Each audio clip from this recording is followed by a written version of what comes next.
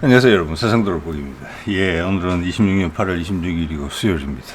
예, 오랜만에 국방론 편곡실 한번 다뤄봐 선택했습니다. 자, 최근에 한 10일 정도 된 것 같은데 미국 육군이 우리 이제 한화에 K9MH라고 불리는 차륜형 자주포를 1차 시험을 통과시켰다. 그래서 4년 정도 운용을 해보고, 물론 그 과정에서 쟁쟁한 경쟁자들이 날아갔습니다. 예. 4년간 운용을 해보고, 마음에 들면은 대량 생산하겠다. 예, 요런 거죠. 자, 이거에 대해서 저도 이제 스스로 정리를 좀 해야 될 필요가 있어서 한 것인데, 제가 몇 개 언론 보도를 봤거든요. 충분치가 못해요. 제가 그간 다뤄봤던 내용들하고 이렇게 어울려서 봤을 때 이것이 시사하는 바가 있고, 또한 새로운 궁금증을 제시하는 부분도 있어요. 사실은 또 제가 제목에서 언급했다시피 미 육군의 현재의 전력 수준에 대한 생각도 해볼 수 있어요. 현대 육군전에서, 지상전에서 포병 없이 한다는 것은 말도 안 되죠. 물론 여기다가 보면 이제 우리는 155mm 자주포뿐만 아니라 거기에 이제 천무 시스템, 이제 사거리가 거의 500km까지 가죠. 그냥 과거로 치자면은 그냥 전술 탄도탄입니다. 이게 한반도 전역을 다 커버하죠. 그게 일단 군단 포병대에 다 배치가 돼 있거든요. 군단 포병 여단에 천무급이. 또 그 외에 미사일 사령부라고 그래가지고 지작사 산하에 따로 또 더 멀리 가는 것도 따로 있고, 그래서 여러 가지 면을 우리가 이제 한번 살펴볼 수 있다. 우리나라 육군의 현재 전력 수준이라는 것을 한번 살펴볼 수 있고, 왜 이번에 참여했던 대부분의 미국 이번에 이제 복귀할 때 말씀입니다. 왜 대부분의 차량이 자주포가 차륜형이었느냐? 차륜형의 장점이 뭐길래 다들 그걸 지금 미국도 그걸 보고 있느냐? 최근에 영국도 그걸 선택을 했죠. 우리 군은 어떻게 할 것인가? 이런 부분이 있어요. 그리고 여기 이제 1차로 해보고 4년간 운용해서 뱉어낼 수도 있는 그런 사실 원칙적인 계약, 얼개는 그런 것인데, 그럼 과연 미국이 이것을 뱉어낼 수 있겠느냐? 그들의 현재 자주포 전력 수준이 어떠느냐 도대체? 미국은 자주포도 제대로 하나 개발할 수 없는 상황에 처해 있다. 이건 명확한 사실입니다. 미국 전체의 위상에 대해서, 군사적 위상에 대해서, 그들의 생산과 연구 개발 수준에 대해서 적나라하게 보여줘. 지난 몇십 년간 완전히 무너졌다. 이렇게 생각하시면 딱 맞아요. 그래서 다른 한편으로는 캐나다가 잠수함을 독일 걸 선택하는 마당에 미국이 자주포를, 이게 독일 경쟁자도 있었어요. 영국 경쟁자도 있었고, 그리고 이스라엘 경쟁자도 있었고, 근데 한국을 선택했다? 상당히 의미심장한 것입니다. 캐나다가 또 일본이 뭐 크게 관여하고 있는 이태리와 영국과 손을 잡고 하는 거죠. 6세대 전투기 개발에 캐나다가 또 들어간 거하고 또 마찬가지예요. 이거는 정치 지형의 변화, 합종 연행에서 누가 누구의 손을 잡는지를 보여주는 상징적인 부분도 분명히, 이거는 정치적인 부분도 분명히 뒤에 깔려 있어요. 예. 또 일각에서는 이 자주포를 이제 미국이 가지고 있는 K777 견인식 곡사포를 대체하는 용도라고 그러는데, 그게 과연 맞을까? 저는 거기에 강한 의문을 가지고 있습니다. 자, 이런 내용들을 좀 말씀드려 볼게요. 자, 뭐 재원부터 의미 이런 것까지 왔다 갔다 하면서 한번 해보겠습니다. 자, 8월 18일날 결정된 것 같아요. 미국 쪽에서 나온 뉴스 같은데, 한화의 차륜형 곡사포를 선택을 했다. 미국 육군이, 주체가 미국 육군입니다. 그 밑에 소제목에 보면은 이런 이야기가 나와요. 뭐 앞에 미국이 개발하다가 포기했던 거, 실패했다고 봐야 되겠죠. 크루세이더나 뭐 그 외에 몇 가지 뒤에 보여드리겠습니다. 3가지 정도로 지금 정리가 되는데, 그들을 개발하다가 다 포기하고 뭐 결과적으로는 한국을 선택을 했다. 여태까지 또 개발하던 것은 또 다 무한궤도 형식이었거든요. 근데 이번에는 차륜형으로 갑자기 바꿨다. 자, 이것은 일단은 트렌드가 차륜형으로 바뀌고 있는 부분이 있다. 그렇다고 해서 그럼 우리나라가 차종을 가지겠느냐? 이거 우리나라하고 상관없는 차종이에요. 우리나라 지역에서는 지금처럼 무한 궤도형이 딱 맞습니다. 국수가 그렇게 크지 않아요. 이동거리가 멀지 않아요. 장거리를 가는 데는 차륜형이 훨씬 유리하거든요. 예, 그래서 단기간에 먼 지역으로 병력을 보내는 경우에, 예를 들어서 러시아나 지금 중국 같은 경우도 차륜형하고 무한 궤도형을 같이 가지고 있거든요. 역할이 달라요. 근데 우리나라의 역할은 뭐냐? 고산, 험지, 그리고 이동거리가 상대적으로 짧아요. 길어봤자 뭐 100km, 200km밖에 안 돼요. 예, 서울에서 부산까지 430km인데요. 그런 거와 다르다. 자, 그래서 미국과 유럽이 선택을 했다는 부분이 일단 감안을 해야 되는데, 일단 차륜형 자주포는 엄청 공세적인 무기는 아니다라는 게 제 생각이에요. 우리가 좀 마음껏 때려줄 수 있는 대상에 대해서 이렇게 파견 부대, 지상 파견 부대가 뭐라고 할까, 뭐랄까, 첫 번째로 나가는 부대들 있죠. 왜? 어떤 분쟁이 생기면 그런 부대용의 것이다. 그러면 미국이 좀 애매한 선택을 한 것 같은데, 그런데 미국이 그러면 이걸 가지고 이거는 차륜형은 기존의 M777을 대체하고 향후에 무한 궤도형을 새로 개발을 한다, 이렇게 생각할 수 있는데, 그들이 지금 가지고 있는 M109 자주포는 자그마치 1950년대에 개발된 거예요. 그건 그대로 간다 그러면 M77만 이걸로 대체하고, 그것 또한 말이 안 돼요.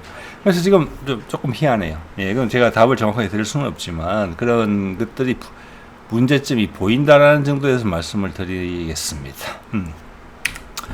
자, 이게 이제 또 일본에서 이걸 또 좀 다뤘더라고요. 그래서 여기도 나름대로 되게 요긴한 정보가 있었습니다. 이런 것들 좀 종합해서 국내 언론에서 보이는 것까지 포함해서 전반적으로 국내에서 이런 걸 보도할 때는 되게 전략적인 면이 좀 부족합니다. 그냥 뭐랑 되게 비슷하냐면 무슨 어떤 전문가가 나오든지 상관이 없어요. 뭐라고 할까, 딱 그 정권 방송에서 하는 딱 고준도 수준의 이야기를 해요. 앞뒤 맥락을 이야기해 주지 않아요. 예. 여기 보면 미국 육군이 한국제 요걸 선택을 했다. 그리고 여기서 그런 제목을 정해가지고 국내 누구도 이런 이야기 안 했는데, 안 했거든요. M777 견인식 자주포, 경량형 견인식 자주포죠. 즉 미국의 뭐랄까, 원정 부대에서 주로 사용하는 용도로. 예, 이거는 미국이 자신감이 뻥뻥 넘칠 때 하는 이야기예요.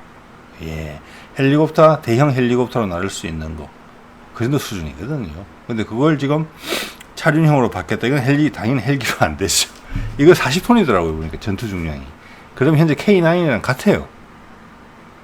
예, K9A2로 좀 늘어나겠지만 50톤 정도 될지는 모르겠지만 하여튼 K9이랑 비슷해요. 무게는 차이가 없어요. 자, 그리고 이래 보면은 이제 첫 미국 수출이 쾌거다. 예, 전 세계 방산 공룡 제쳤다. 이거는 딱 뭐 그냥 조회수 유발시키기 좋은, 국민들의 뭐라고 할까, 좀 국뽕 쓰는 그런 건데, 여기서 이제 생각을 해야 될 것은 사실은 K9 자주포 자체를 미국이 가져가 가지고 그 유타에 있는 유마 사격장인가, 거기 가서 미군 포탄과의 호환성, 이런 걸 살펴본 게 지금 한 2, 3년 전의 일이고, 또 미국 그 국방 행사에 K9이 참가한 적도 많았더랬습니다. 그때부터 가능성은 있었는데, 예를 들어서 작년인가 재작년인가 우리가 미국의 차기 보병 전투차, 지금 M2 브래들리 후속을 개발하는 사업에 들어가서 뛰어들었는데 우리가 안 됐거든요. 근데 그걸 보면은 쭉 그 추이를 보면 어느 선에서 우리는 안 될 거라는 걸 알고 있어요, 사람들이 대부분. 당연히 미국 파트너하고 누구나 손을 잡고 들어가야 되는 부분인데, 그때 독일이 딱 가져갔죠. 근데 지금 이걸 선정하는 데 있어서는 상당히 다른 분위기가 느껴져요. 그때만 해도 한국 얘들이 뭐 하는 게 있어? 이런 분위기가 좀 강했거든요. 기술은 쓸만해 보이는데 그래도 안 되지. 예. 근데 지금은 그게 많이 바뀌었다. 이것은 정치 외교적인 부분하고 상당히 상관이 있다. 이렇게 보시면 될 것 같고, 이렇게 되면 마스가라고 불리는 일본 군함을, 미국 군함을 우리한테 맡긴다는 부분도 실현 가능성이 상당히 높다. 그리고 이런 과정을 통해서 미국이 할 수 있는 게 별로 없구나. 예. 즉 뭐냐면은, 이러되면은 M1 에이브람스 전차 후속 전차를 개발할 수 없어요, 지금. 자주포도 개발 못하는데 그걸 개발할 수 있겠습니까? 그게 미국의 현 상황입니다. 군함은 말할 것도 없고요. 예. 그래서 제가 이제 정치논평에서 좀 말씀드리는 것처럼 미국은 여기서 완전히 기여를 바꿔야 된다, 지금 단수를. 지금처럼 계속 못 간다. 그걸 트럼프가 잘 알고 있다는 겁니다. 국방에서 이렇게 무너지는 게 다 보이잖아요. 자, 좀 더 구체적인 이야기를 해볼게요. 자, 이거고 일본 방송에서 이제 제안한 건데 이거는 제가 몇 군데를 보면서 확인해 보니까 맞아요. 지금 이게 이제 미 육군의 MTC 프로그램이라는 건데 모바일 택티컬 캐논이건데 이거는 뭐 전술 기동 뭐 자주포 이런 식이죠. 자, 미국이 이걸 도입한다는 것은 지금 처음인데 이것이 뭘 대체할 것인가는 미 육군의 전술, 미 육군이 현재 인식하고 있는 미래의 전장에서 미 육군이 할 수 있는 전술적 방식에 대한 결정하고도 마찬가지인 거거든요. 4년 후에 평가 후 양산을 결정하는 건데 1차적으로 경쟁자를 떨어뜨리고 이걸 했기 때문에 4년 뒤에 이게 싫다. 그러면 전체 자주포 프로그램이 다 늦춰지는 거예요. 저는 그렇게는 못할 거라고 봅니다. 할 수도 있어요. 그럼 미국 완전히 망가지는 거예요. 예, 1950년도에 개발된 아무리 개량을 해도 플랫폼이라는 게 있지 않습니까? 여러분이 포니 기억하시죠? 포니 1, 2, 그 다음 프레스토, 아멕스 이런 거 기억하실 거예요. 아마 엑셀, 미국 수출용 아멕스, AMX 이런 게 그러면 포니를 계속 개선시키면 되죠. 왜 이렇게 플랫폼을 자꾸 바꿨어요? 예, 그런 이야기입니다. 예. 그래서 초기 이제 6대 정도 시험할 분량을 생성하는 거죠. 6대. 예, 해보고, 그게 이제, 약 1억 달러? 예. 옵션으로 추가 12대 더 필요하면 만들어 달라. 이래서 최대치로 치면은, 2억 6,200만 달러니까, 이렇게 되면 한 4천억, 5천억, 뭐, 이 정도 되는 돈이에요. 최고로 치면은, 한 1,500억에서, 일단 이렇게 보시면 될 것 같고, 일단 평가 후 양산인데, 평가 후 양산 결정을 안 하면 처음부터 다시 시작이라는 뜻이거든요. 과연 그것을 감당해낼 수 있느냐, 미군이. 일단 그렇지는 않다고 봅니다. 자, 이거 보면, 무슨 몇 문이나 생산할 것이냐. 이거는 일본 방송에도 그렇게 나왔어요. 400문대 후반. 지금 여기 소위 한국 전문가는 500문이라고 이야기하네요. KTV에는. 자, 그러면 우리 이쪽 이야기가 이건 이제 처음 듣는 이야기라서 여러분한테 알려드립니다. 10조 원 정도로 추산이 된다. 사업비가. 이건 당연히 미국 공장에서 만들어야 돼요. 예, 하나가 일단 미국 그 법인을 설립했거든요. 보통 그거랑 그 현지 회사랑 손을 잡고 해야 되는데 지금은 일단 하나 미국에서만 하는 것 같아요. 하나 미국 법인에서만 10조 원인데 500문인데 10조 원이면 한 대당 한 문당 200억 정도예요. 예, 자. 이러면 상당히 쏠쏠하죠. 현재 K9이 아마 40억, 50억 뭐 그 정도 수준일 거예요. 제 기억으로는 물가도 많이 올랐고 K9, A2 이렇게 되면서 올라가게 되더라도 100억은 안 될 거거든요. 아직 한 문당. 자, 전체 계약의 규모에 대해서 우리가 느낌을 좀 알 수 있는 부분이고요. 자, 그래서 미국 현재 자주포의 수준이 그러니까 무한 궤도형 자주포 수준을 한번 일단 볼게요. 뒤에 이제 M777도 좀 살펴보겠습니다. 미국 육군의 포병 전력이에요. M109 계열 1950년대에 만들어진 것이고 우리나라가 우리가 이걸 라이센스 생산한 셈이죠. K55가 있어요. 우리가 이걸 1000몇백 대 가지고 있어요. 1300대, 1180대를 가지고 있어요. 엄청나게 많이 있죠. 미국은 현장에 지금 배치되어 있는 게 660문. 요게 이제 팔라딘이나 그 외 최신형으로 개수된 것일 것이고 치장이 850문이 있어요. 이거는 과거 형태예요. 이게 바로 이거는 뭐 전시에 나오겠지만 현재 배치된 제품들 지금 뭐랄까 포들만큼 업데이트는 안 돼 있을 거예요. 자, 그래서 배치된 거 기준으로 보면 660문이에요. 자주포가. 그것도 M109 계열이에요. 저 M109 계열 최신형 계열이 우리로 치자면 K55예요. K55도 K9이 개량돼서 새로 나오면서 전자장비나 이런 것들은 다 보강이 됐거든요. 차대도 보강이 됐고. 그래서 단지 차이가 있다면 K55는 발사 속도가 늦어요.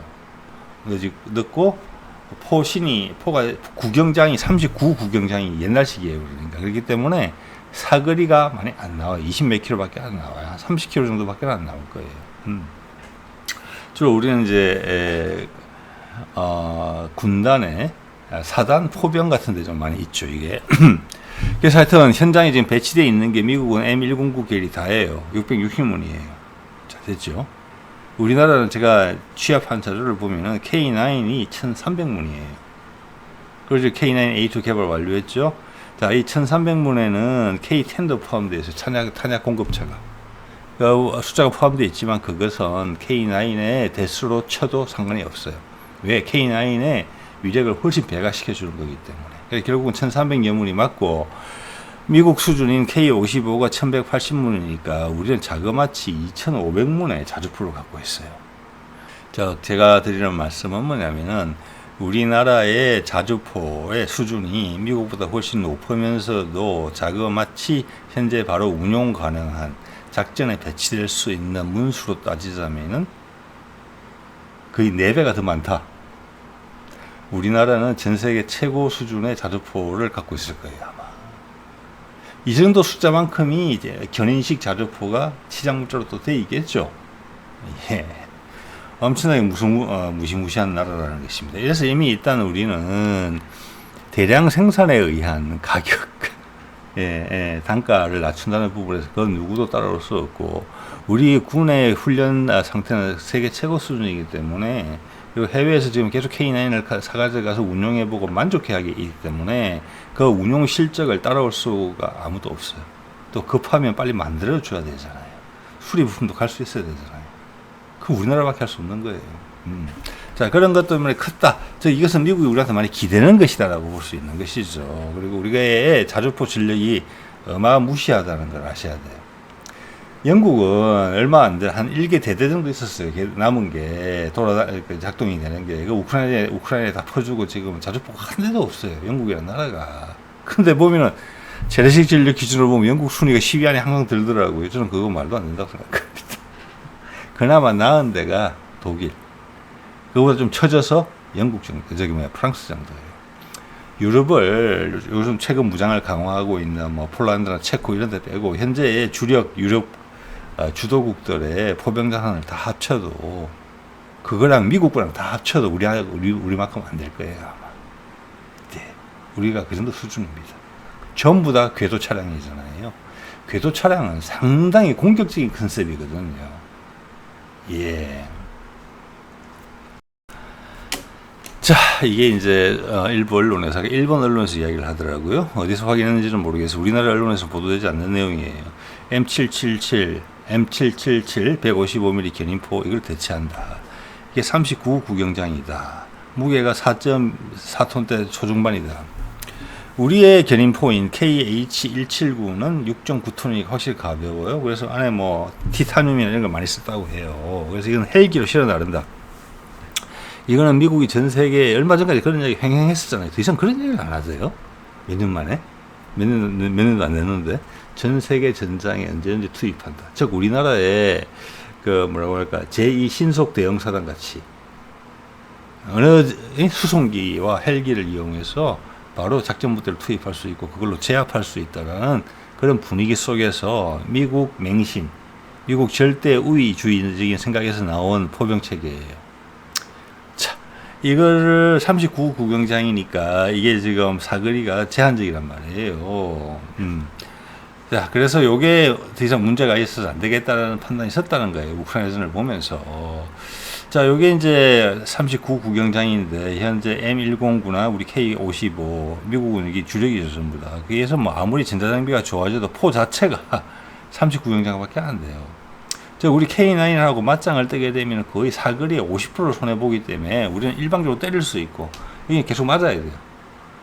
거기다가 여기는 또, M109도 마찬가지지만 기동력이 떨어지고, 알루미늄 자체라서 방어력도 되게 약하거든요. 자, 요런 게 지금 M777인데, 자, 이 M77 견인포를 미 육군은 391대, 미 주 방위군은 518대, 미국 해병대는 481대. 자, 미 해병대의 비중이 상당히 높은 걸로 봐서는 병력 숫자에 대비 이것이 이제 해외 원정군의 화력 지원용으로 개발된 화포다라고 생각하시면 될 것 같아요. 그런데 이제 이번에 우크라이나전을 통해서 좀 이따 사진 하나 보여드리겠습니다만, 우크라이나전을 통해서 드러난 것이 요즘은 아무리 만만한 적이 없다는 것입니다. 1차적으로.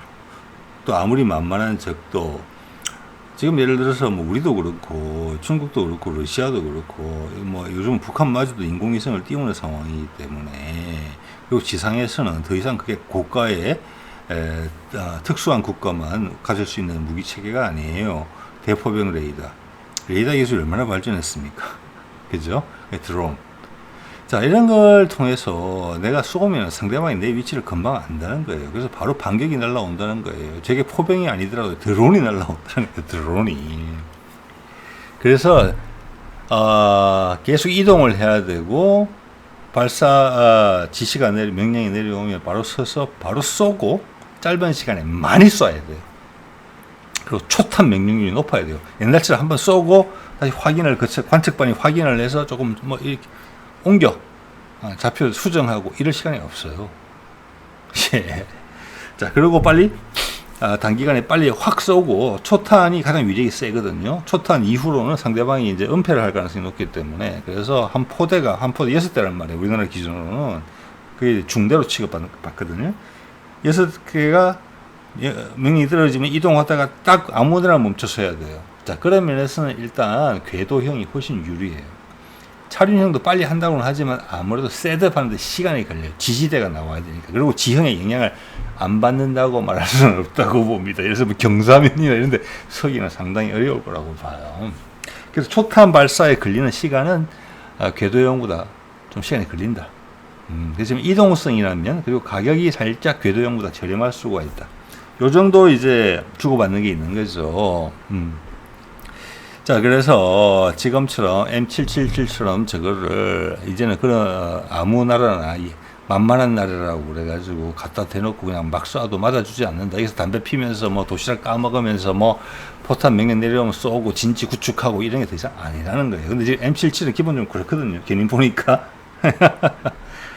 아니, 상대방이 지금 대형 공격이 날라오는데 헬기, 치누크 헬기가 날아와서 이거 달고 올라가겠습니까? 병력들은 트럭 타고 이동하고 포탄 내리다 포탄 넣었다가 다 죽는다는 겁니다. 그게 우크라이나 생명됐다는 거죠. 그래서 일단은 그런 취지에서 이번에 차륜형 자주포가 1차적으로 이런 M77을 대체한다고 이야기가 일부 있는 것 같아요. 제가 참고한 일본 채널은 그 허언을 하지는 않거든요. 근거를 가지고 항상 이야기해요. 일단 그런 식으로 보여요. 저기 이 말은 뭐냐, 미군이 M77은 이걸 못 쏜다 이제 더 이상. 이건 전부 다 치장 물자로 가야 된다. 이렇게 판단을 했다는 겁니다. 예. 자, 이 내용에 보면 제가 눈길이 가는 게 해병대가 441대를 가지고 함문을 가지고 있었는데 그 중에 108개를 빼가지고 우크라이나에 지원을 해줬다. 즉 M77이 우크라이나에서 쓰였다는 겁니다. 거기서 미군이 관측한 거, 이거 국내에서는 잘 보여주지 않는 그림이라고 생각을 하거든요. 한번 보세요. 이거 우크라이나 육군이 공개한 사진이에요. 이게 제가 일부만 캡처한 것이고 이쪽 보면은 한 포대가 다 전멸했어요. 한 포대가 M77 포대가 전멸했다 보시면 돼요. 여기 M77 포대거든요. 딱 보세요. 병력들의 시신을 치웠겠죠. 자, 이것은 여기가 상대방의 대포병 레이더에서 감지가 됐거나 인공위성 자산에 감지가 돼서 바로 반격을 받았다. 그게 드론에 의한 것이든 상대방 포병에 의한 것이든 맞았고, 뒤에 잔해를 봤을 때는 뒤에 지원 차량들, 탄약 트럭 같은 게 있었다. 그리고 병사들이 당연히 노출돼 있죠, 야외에. 거기가 맞으면서 유폭이 됐다. 이렇게 봐요. 전체가 좀 그런 것처럼 보이거든요. 그게 현재 견인 포병의 한계다. 이거를 미국이 깨달았다. 예. 그래서 1차적으로 M777을 대체한다는 표현이 맞는 것 같아요. 그러면 이들이 포기하는 게 뭐냐면은, 일단 지금 나오는 말을 봐서는 M77을 한꺼번에 다 대체하는 건 아닌데, 지금 500대 이야기가 나오는 거 봐서는 대충 그냥 다 대체거든요. 다 대체. 예. 근데 그게 현재 미군이 가지고 있는 M109 팔라딘 최신형, 109의 최신형보다도 훨씬 성능이 좋아요. 어차피 방호력이라는 부분이 있어가지고는 K9에 장갑하는 그냥 12.7mm 기관포 정도 맞고, 또 저게 대응 사격이 왔을 때 포탄의 파편에 대해서 저항을 할 수 있는 수준은 되거든요. 그 정도는 기존의 차륜형 차륜형 자주포에서 구현할 수 있어요. 예, 탱크가 아니니까. 예. 자, 그래서 그렇게 되면 이제 문제가 뭐냐면은 미국이 포기해야 되는 것 중에 하나가 이렇게 원정군한테다가 이렇게 가벼운 화포를 제공할 수는 없을 것 같다라는 게 그들의 판단이었다는 거예요. 즉, 현재의 원정군의 형태가 구색이 달라진다. 이걸 증명하는 것이고, 이런 것은 우리 이제 제2 신속 대응 사단의 어떤 무장을 어떻게 꾸려줄 것인가. 우리는 오히려 이제 해외 원정군의 역할을 해야 될 때가 많아질 거예요. 그게 우선적으로 투입될 수 있다고 보는 게 신속 대응 사단이거든요. 헬기본이고 거기 수송기 확보되면 수송기로 가면 돼요. 자, 그거랑 해병대, 그리고 지금 산악 여단들이 조직이 됐는데 그런 게 지형에 맞춰서 그런 부대들이 투입이 될 거라고 봐요. 해외 원정이라는 개념에서 봤을 때, 자, 그런 것을 어떻게 지원을 해줄 것인가라는 부분에 대한 고민도 우리는 또 동시에 있을 거라고 봅니다. 예. 어쨌거나 이 사진에서 미군이 크게 느꼈다는 겁니다. 그냥 쓸려 나가겠구나. 만만한 나라가 없다. 예. 자, 미국의 자주포 프로그램을 볼게요. 이거는 가장 최근에 이제 중단된 게 이거거든요. M1299 ERCA 이런 거 보면서 몇 년 전만 하더라도 국내에 소위 밀리터리 한다는 사람들이 미국 걸 막 빨아주던 시절이 있었어요. 미국 지금 지상 방산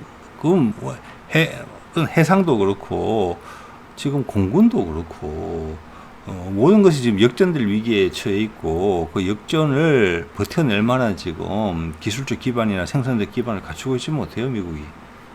네. 그래서 우리한테 지금 기대고 있다 이렇게 보시면 되는데, 이걸 갖다가 미국은 천조국인데 우리가 미국의 지원을 받던 나라에서, 보호를 받던 나라에서 미국의 무기를 팔게 돼서 감개무량하다 이렇게 대부분의 보도 방향이 설정이 돼 있는데 전혀 아닙니다. 예. 자, 이것도 2024년에 중단이 됐는데 이때 쓰이는 차대가 M109를 생각했던 거예요. 자, 지난번에 우리가 폴란드가 우리 K9 차대만 사가지고 갔었거든요, 처음에. 그래서 위에 포는 영국제 포를 가져오고 자주포 만들 때 차대는 자기들 장갑차 차대를 쓰면 된다고 생각했기 때문에 처음에 그렇게 시도했는데, 이 자주포의 반동을 이겨낼 만한 차대를 설계하고 생산하는 게 쉽지 않다는 걸 그들이 알았어요. 안 됐어요. 그래서 우리 K9을 차대만 사갔다가 진짜 괜찮네. 그 미국과 영국 같은 경우도 보병 전투 장갑차 차대 제대로 못 만들잖아요. 저는 미국 만들 수 있느냐 과연 미국도 못 만든다고 생각합니다. 네. 이것도 보면 M109 차대를 쓰고 있어요. 이거 못 버텨요, 이런 거를. 뭐냐면 장약에 위력이 자꾸 세지거든요. 자, 그래서 그런 데서 사거리를 늘린다, 장포신을 단다, 이 그림 자체가 저는 바로 안 된다고 봤습니다. 왜냐면 M109 차대를 쓴다고 되어 있거든요. 근데 포신은 거의 58구경 쓰는 것 같거든요. 우리 이제 K9 A3 되는 거 거의 9m, K2보다 길어요, 이게 좀. 참, K9 A2보다는 A1이나 A2는 이제 52 구경장이거든요. 이게 8m고, 그게 58 구경장이 되면 9m거든요. 네. 실패했고, 그 다음 쭉 봤을 때는 XM2001, 한때 우리가 많이 빨던 크루세이더가 1994년에 중단이 됐어요. 그런데 K109 현재 쓰고 있는 게 1950년대 중후반에 개발된 걸 감안했을 때, 딱 저 크루세이더 저때, 사실은 차세대 자주포로 넘어갔었어야 돼요. 미국 육군이. 실패했죠. 근데 거의 동시기에 우리는 K9을 그때 개발합니다, 스스로. 그게 K9 개발 기간이 1989년에서 1998년이에요. 그리고 99년에 첫 배치가 이루어집니다. 미국은 저기서 실패했고, 우리는 성공해서 지금 이렇게 된 거예요. 상당히 의미 있죠, 크루세이더. 근데 우리는 몇 년 전까지만 해도 크루세이더가 살아날 것이며, 뭐, 대단한 자주포다. 저때 구현하고자 했던 걸 우리가 다 구현한 거예요, 지금. 네. 그 다음, 2009년에 중단된 XM1203이라는 것도 있었네요. 그러니까 미국이 지금 보면 엄청나게 뭐라고 할까, 영어로 말하면 미저러블 하다? 되게 막 안타깝다. 자, 이런 것도 뭐냐면 대부분이 업체에서 아이디어 내서 몇 년간 뽑아 먹는 거예요. 지원금, 실험 자금, 몇천 원씩 먹으면서 떨어져 나가는 거예요. 부자 됐을 거예요, 그 사람들은. 그래서 미국은 개발할 수 있는 역량을 잃어버린 거죠. 해군하고 똑같은 거예요. 그들 LCS 개발했잖아요. 연안전투함이라는 거. 거기다가 주말특급 구축함으로 연근해에 들어가서 때려준다. 그거 두 개 다 말아먹었잖아요. 한 100조 날라갔을 거예요. 그러니까 지금 차세대 구축함을 건조를 못 하잖아요. 설계도 못 해내고. 그래서 한국 이야기 나오는 거잖아요. 자주포도 똑같이 그래요. 똑같아요. 이 사이에서 많은 방산업자가 그냥 빨아먹은 거예요. 쉽게 이야기해서. 아니, 저때 크루세이더 개발할 때 우리나라는 지금 처음으로 개발하는 것인데, K9 자주포를. 열과 성이 완전히 차원이 달랐다는 거예요. 비용도 뭐, 당연히 비교 불가고. 그때부터 미국은 이제 망조가 들은 거죠. 사실은. 이게 공군 무기체계 F-35 같은 시기에 완전히 말아먹은 거잖아요. 지금 희한하게 됐죠. 해군 마찬가지, 육군 이런 거예요. 예.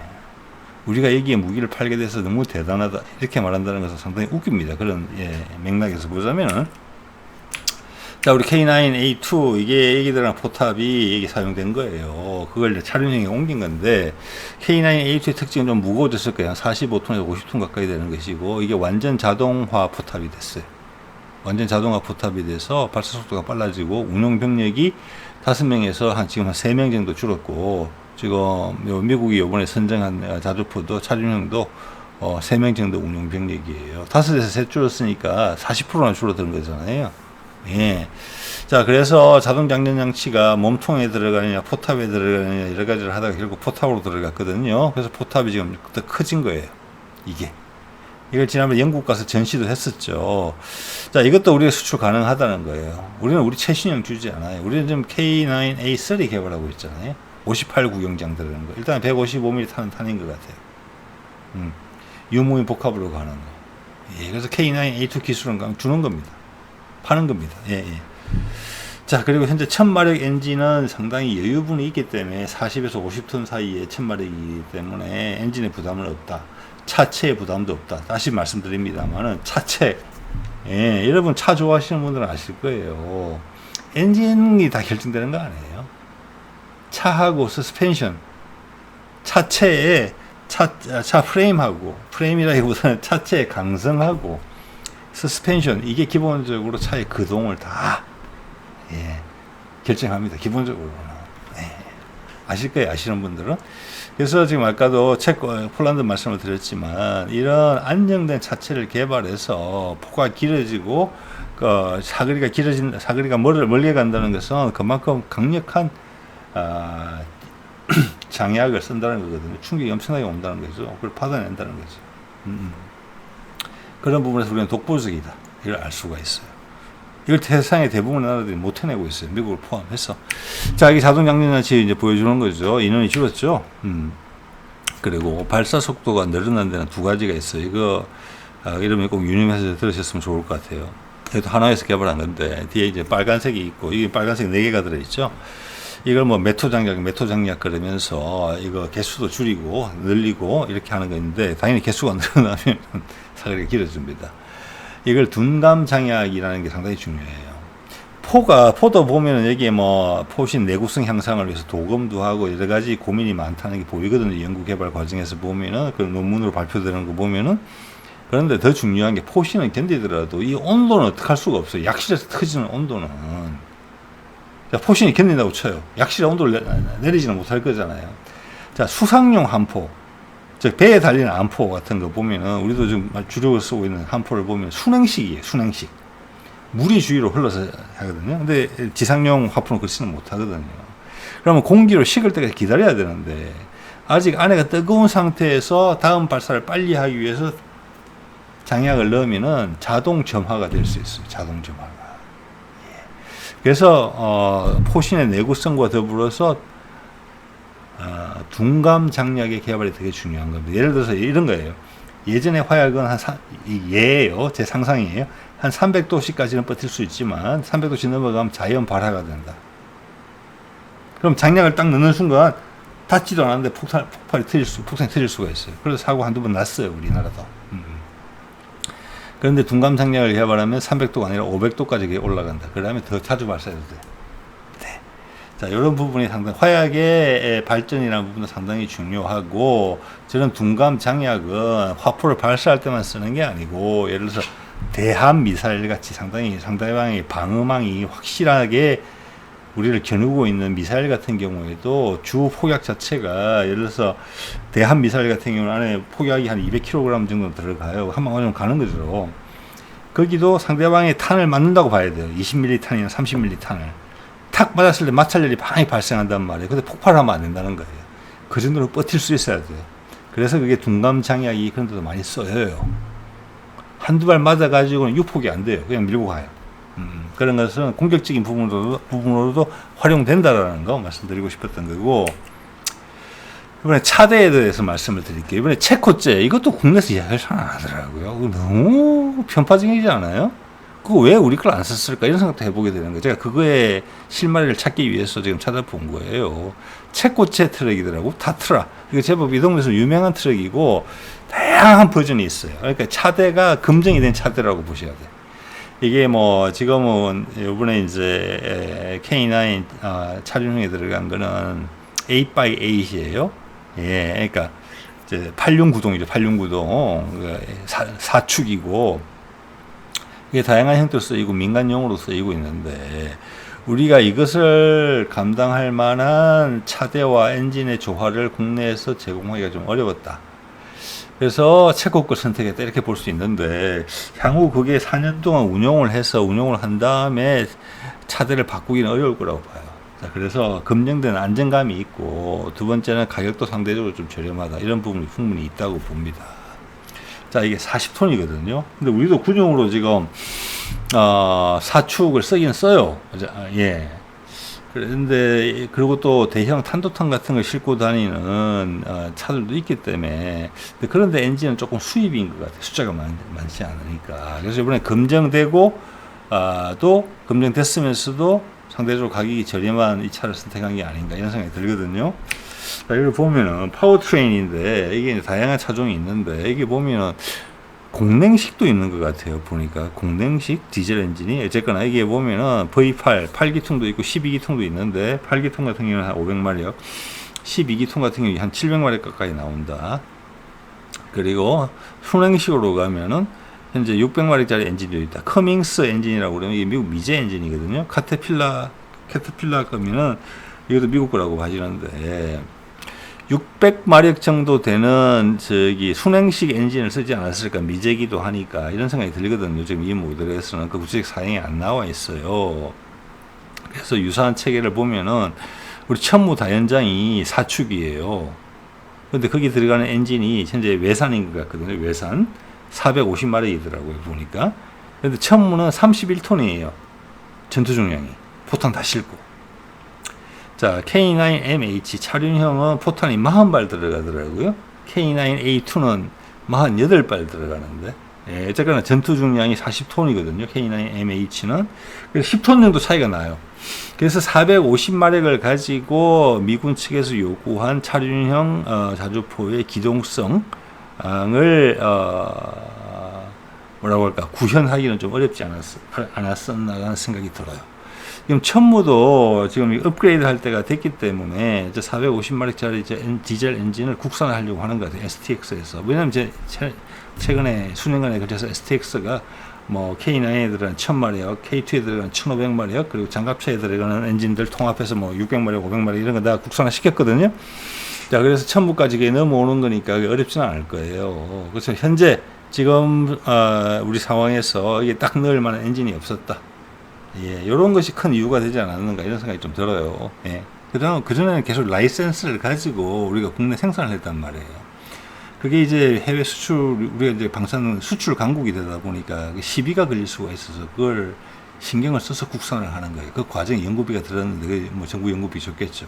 과거에는 굳이 그것을 대량 생산할 필요가 없기 때문에 안전하게 라이센스 생산에 만족하고 있었는데, 이제는 수량이 많아지고 글로벌 시장에 수출을 해야 되고 우리가 강제가 되다 보니까 견제를 받게 된다. 뭐 KF21 엔진 자체 개발하는 거랑 같은 이유라고 보시면 될 것 같아요. 그리고 이제 장갑차들에 들어가는 디젤 엔진들도 아마 계열을 통합한 것 같아요. 그래서 하나로. 그리고 이제 상황에 맞춰서 출력을 조준하는 것으로. 출력을 조절해서. 그러니까 디튠하고 업튠하면서 마력을 맞추는 거죠. 자, 그래서 모든 것을 이제 단순화시키면서 국산화시킨다. 좀 돈이 좀 들더라도 국산화시키는 게 지금은 유리하다고 판단을 했다는 겁니다. 그래서 천무도 그거가 시동이 좀 걸렸더라고요. 자, 그래 보면은 이게 600에서 700이 좀 애매한 부분이긴 한데, 기존에 우리 이제 보병 전투장갑차에 들어가는 엔진 같은 거, 요런 거 정도. 왜냐하면 지금 이제 한화에서 만든 그 레드백, 그게 1000마력짜리 들어가는 것이고, 그 차체가 기본적으로는 K9 차체란 말이에요. 그래서 그 사이에도 분명히 비슷한 게 없긴 있을 거예요. 그래서 뭐 STX에서는 어렵진 않다고는 봅니다. 어쨌거나 요번에는 좀 애매했다, 이런 게 좀 생각이 들고. 자, 이게 제가 2022년 9월에 다뤘던 건데, 그때 이제 영국이 차기 자주포를 선정한다고 할 때라 우리가 가서 시연을 보인 거거든요. 이때 K9A2였어요, 이미. 자, 이때 결국은 영국은 이걸 선택을 안 하는데, 영국의 선택은 이거였죠. 라인 메탈 거, 독일과 같이 이렇게 차륜형 장갑차 비슷한 컨셉으로 만든 건데, 이게 요번에 아마 미국에서 결정할 때 요 유사한 제품이 독일이 냈을 거예요. 움직이면서 쏠 수 있다, 요런 부분. 그래서 2조 원의 돈을 들여서 72문을 사는 것으로 했다. 요런 결정은 뭐라고 보여야 되냐면, 이게 훨씬 비쌀 거거든요, 우리 K9A2보다. 자주포가 하나도 없는 국가에서 72문이다. 우리 아까 자주포 몇 문이었습니까? 우리 2,500문이었던가 뭐 그랬죠. 이게 영국 육군의 현실이고, 다른 대부분의 유럽 국가에서도 마찬가지입니다. 그러면서 뭐라고 그럽니까? 항상 우크라이나가 되면 우리가 달려들어서 싸울 것이다, 미국은 발을 빼는데, 이런 게 얼마나 헛소리인지를 알 수가 있는 거예요. 이거는 당연히 정치적 연대에 의해서 결정된 거라고 보시면 돼요. 캐나다가 이번에 우리 말고 독일 잠수함을 선택하는 것처럼. 자, 이런 데 있어가지고 되게 이제 호주 같은 데서는 양다리 걸치면서 눈치를 보고 있는 이런 상황이라고 봐지거든요. 자, 이 72문으로 하면은 우리나라의 한 군단에 있는 K9 자주포, 군단에 가면 군단 포병이 있거든요. 군단 포병 여단이. 그리고 사단에 가면 사단 포병 여단이 또 있어요. 그래서 그 한 군단에 있는 포병보다 훨씬 못해요. 자, 이런 것들도 좀 느껴주셨으면 좋을 것 같고, 하나는 지금 이제 영국도 그렇고 미국도 그렇고 일단은 차륜형 자주포로 간다라는 것이 있는데, 러시아나 지금 중국의 경우를 보면은, 특히 중국의 경우는 우리 K9 같은 궤도형도 있고 차륜형도 있어요. 두 가지가 다 필요하다는 거예요. 저 궤도형은 빡센 전투에서 필요해요. 특히 내가 공격지일 때. 근데 차륜형은 왜 필요하냐? 장거리 이동을 해야 될 때, 중국 국토가 너무 넓으니까 저 장거리에 파견을 할 때는 도로망을 이용해서 신속하게 가야 된다. 아니, 헬기나 수송기로 실어 나르는 데는 한계가 있는 거잖아요. 자, 그래서 그런 면에서 두 가지를 다 갖고 있는데, 우리나라의 국토의 여건을 봤을 때는 우리는 빡세게 한 거다. 우리는 그냥 궤도형이면 된다. 그런 판단은 틀린 것 같지는 않죠. 근데 영국 같은 나라가 이런 걸 선택을 한다? 이거는 약간의 구색용이지 않느냐, 이런 생각이 좀 들고, 미국 어차피 뭐 72대든 116대든지 간에 이걸로 전면전을 할 수는 없는 수준이에요. 이것은 정확하게 또 우리나라가 가진 K2 전차, 또 주력 전차들 합, 그것도 한 2000대 가까이 될 거예요. 그거랑 유럽의 어떤 지상군들의 총합, 전차 보여줘서 우리가 한 두세 배 많을걸요? 영국과 프랑스, 영국 다 합친 거, 영국, 프랑스, 독일 다 합친 것보다. 예. 그래서 트럼프가 역정을 내는 겁니다. 너희는 그돈 갖고 뭐 했니? 그동안 우리한테 기대면서, 물론 상황이 바뀌어져서 그런 거죠. 그때는 정치적인 지배력을 미국이 계속 구사했죠. 근데 나는 정치적 지배력 더 이상 구사 못해. 안 할 거야. 그러면 당신들을 우리가 군사적으로 보호해줄 필요는 없는 거죠. 그게 이제 나토 붕괴하는 것으로 가는 거예요. 나토는 와야 된 거예요, 이제. 미군이 뭐 70%, 80% 전력을 가지고 있었는데, 자, 이런 거를 봤을 때 미국도 좀 애매한 결정이다, 결과적으로는. 그래서 아까 일본 방송에서, 일본 채널에서처럼 M777, 즉, 파병 부대, 특히 기갑파가 많이 돼 있다고 봐지는 상대적으로 스트라이크 여단, 이런 데에 대해서 우선적으로, 공세적 부대에 우선적으로 좀 배치를 한다. 그렇지만 예전처럼 헬기로 옮기지는 못한다. 요 정도일 것 같고, 전면전을 상정하는 계획은 따로 짜야 된다. 예, 거기에 K9A2나 이런 것이 물망에 오를 수 있다. 왜냐하면 이 차륜형 자주포를 가지고 기존의 M109를 완전히 대체할 수는 없다. 근데 M109는 너무 낡았다. 예. 수량으로 봤어도 M777을 대체하는 정도가 맞긴 맞겠다. 그러면 이거를 점프하게 되면은 사실 한화는 궤도형 K9을 미국에 팔 욕심도 분명히 있다. 허황된 것은 아니다. 이런 생각도 해볼 수 있게 돼요. 자, 오늘 여기까지 할게요. 네.